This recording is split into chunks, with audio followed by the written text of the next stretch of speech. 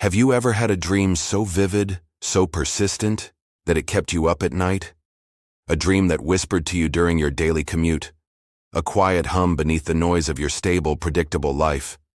For me, that dream was a roar. I'm Leo, and just a few years ago, I was sitting in a corner office, staring at a spreadsheet that mapped out the next 20 years of my career. It was safe, it was secure, and it was slowly draining the life out of me. One Tuesday morning, I handed in my resignation. My boss was stunned. My colleagues thought I was crazy. They saw the risk, the uncertainty. But all I could see was the open road ahead, the chance to build something that was truly mine. My dream wasn't just a vague idea.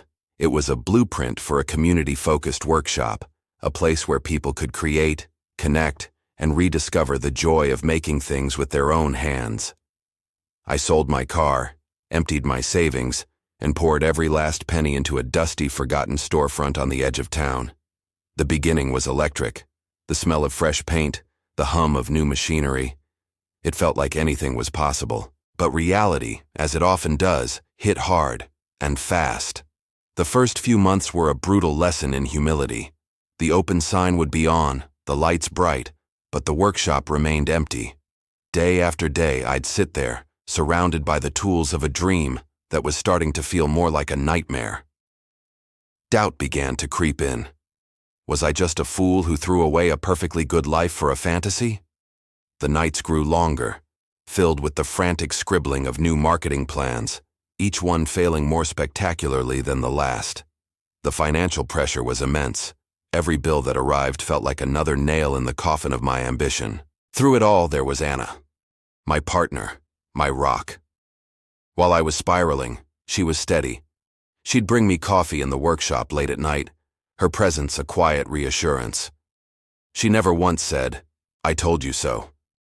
Instead, she'd grab a paintbrush or help me organize inventory, her belief in me unwavering even when my own was starting to crumble. "Leo," she'd say, her hand on my shoulder, "the best things take time to grow. We just need to keep watering the seed." Her strength was my lifeline. She reminded me why I started, that this wasn't just about building a business, but about building a life with purpose. Just when I was at my lowest point, a chance encounter changed everything. I was attending a local business fair, mostly out of desperation, when I met Mr. Dubois. He was a retired artisan, a man whose hands told 1,000 stories of wood, metal, and leather.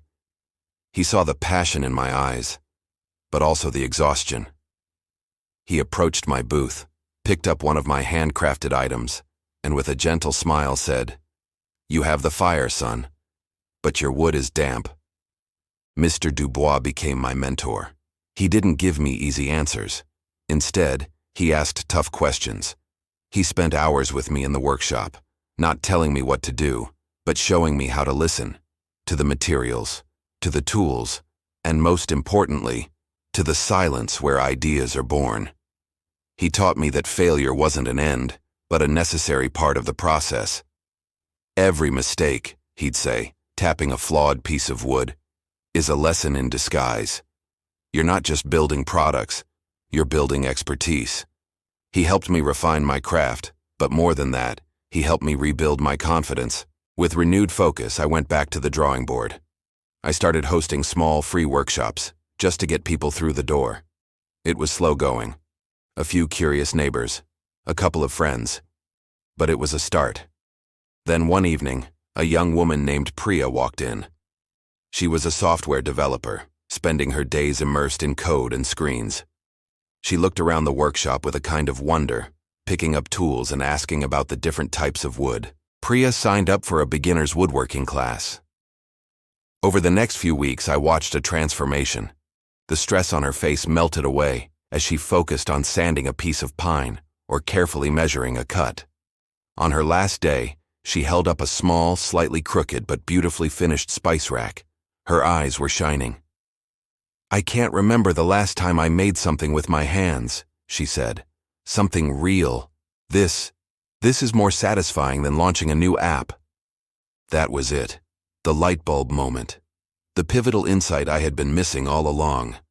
My business wasn't about selling products or even teaching skills. It was about selling an experience. It was about providing an escape from the digital world, a sanctuary where people could reconnect with their creativity and find a tangible sense of accomplishment. Priya's words became my new mission statement. I wasn't just running a workshop. I was offering a form of therapy, a way for people to find balance in a world that was increasingly out of it. Armed with this new clarity, everything changed. I redesigned my entire approach. The marketing shifted from learn woodworking to disconnect and create. I curated workshops that focused on mindfulness and the joy of the process, not just the final product. I started a bring a friend night, a date night with a drill, and family-friendly weekend projects. I created a space that was less like a factory and more like a community living room with power tools. The response was immediate and overwhelming. Priya told her colleagues who told their friends. Word of mouth became my most powerful marketing tool. Soon the workshop wasn't empty anymore.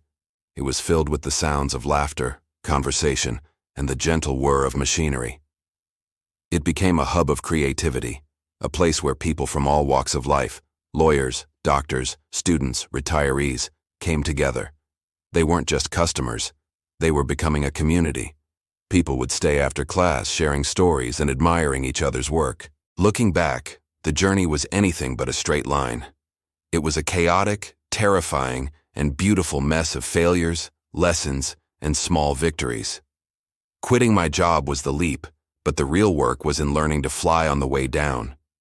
It was about having the resilience to get up after every fall, the wisdom to accept help from a mentor, the incredible fortune of having a partner who believed in me, and the humility to listen to the one customer who showed me the true heart of my own dream. Today the workshop is thriving. It's more than a business. It's a living, breathing testament to the power of community, purpose, and the courage to build a dream from scratch.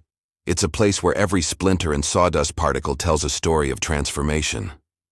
And as for me, I'm still staring at spreadsheets, but now they track class registrations and material orders. And every single number represents a person who found a little piece of themselves within these four walls. My life is no longer stable or predictable, and I wouldn't have it any other way. Thank you so much for joining me on this journey today. If this story resonated with you, I'd be so grateful if you'd hit that like button and subscribe to the channel for more stories about chasing your passion. What's a dream you're currently building? Let me know in the comments below. Until next time, keep creating.